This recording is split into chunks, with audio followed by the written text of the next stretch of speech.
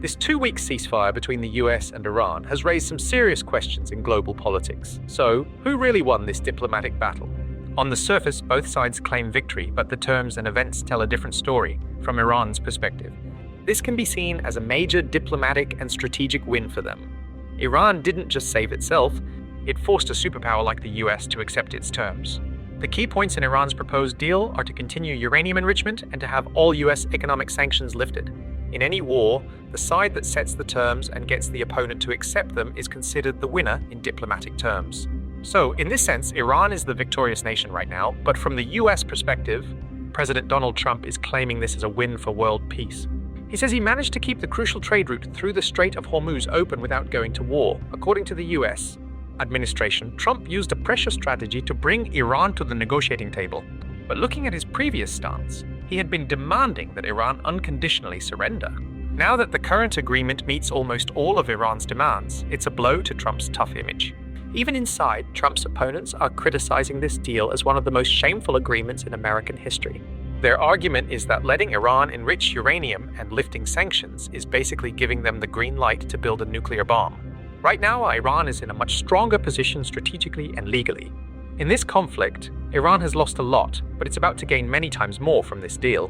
If, after these 2 weeks, Iran really manages to enforce its terms, it will mark the end of American dominance in the Middle East. Iran's new rise will prove to be a historic turning point. For now, Iran has clearly forced the US to kneel, not on the battlefield, but at the diplomatic table.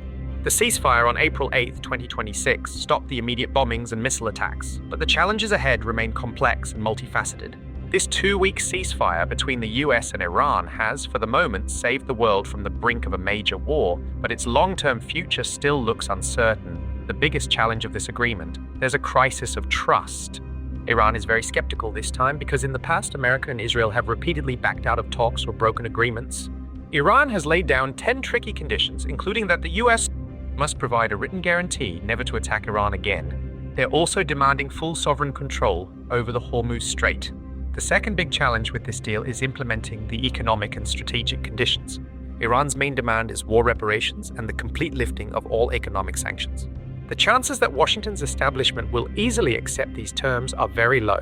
If these agreement conditions are met, Israel will be in the weakest position in its history. This could trigger a crisis for Benjamin Netanyahu and his domestic politics at any time.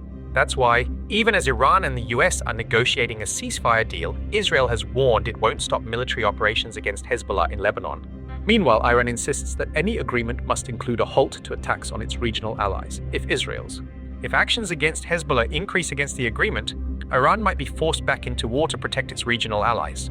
Meanwhile, even within the US, constitutional questions and talks of a possible impeachment over Donald Trump's style of governance have raised doubts about the stability of American foreign policy.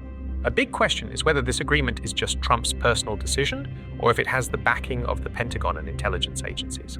The main thing is the talks happening in Trill 10 in Pakistan involving Israel, and the length of this ceasefire will depend on how flexible the Iranian representatives are when they sit down at the table.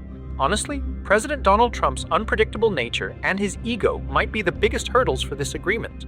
Right now, Trump is getting criticized and trolled worldwide for supposedly kneeling before Iran. If he feels like he's been diplomatically defeated and made a laughingstock globally, he could back out of this deal at any time. For Trump, his image and the America First slogan come above everything else. To protect themselves, they might choose the path of war again. All these complexities show that the tough conditions Iran has put forward and the speed at which the US has accepted them point to two possibilities. Either Trump is admitting defeat to Iran, or this 2-week ceasefire isn't a step toward lasting peace, but just a pause in the war where both sides will prepare intensively for the next big clash. Israel's intense anger and frustration mean that the ceasefire between the US and Iran has put Israel in a very complicated and humiliating diplomatic situation. For Israeli Prime Minister Benjamin Netanyahu, this deal has been a huge strategic blow, as his goal was to completely eliminate Iran's influence in the Middle East and destroy its nuclear program. Israel has been preparing for years to launch a decisive attack on Iran and has recently been pushing the US to go to war.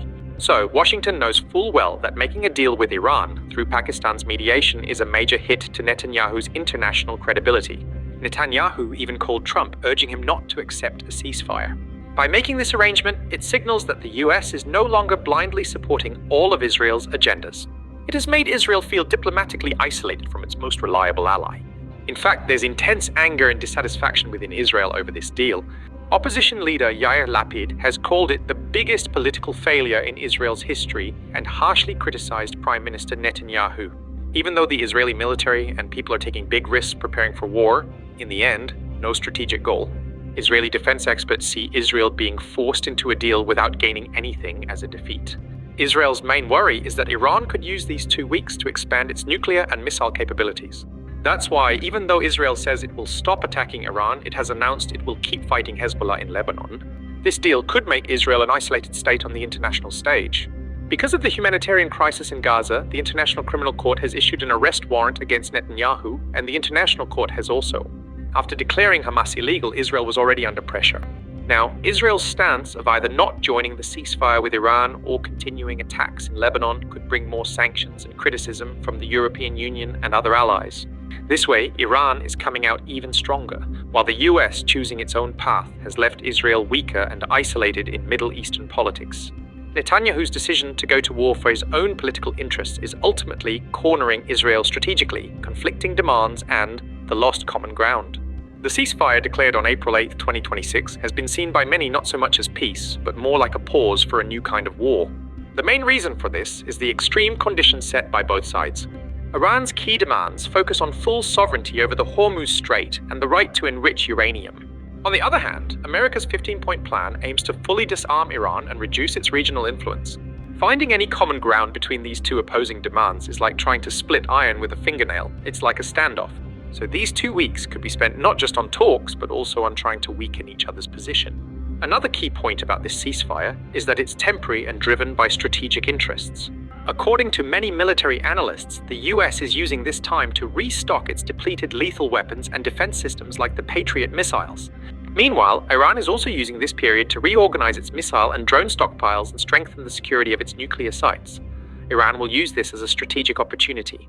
They'll take these 2 weeks to strengthen their hold over the Strait of Hormuz and to win their fight for survival.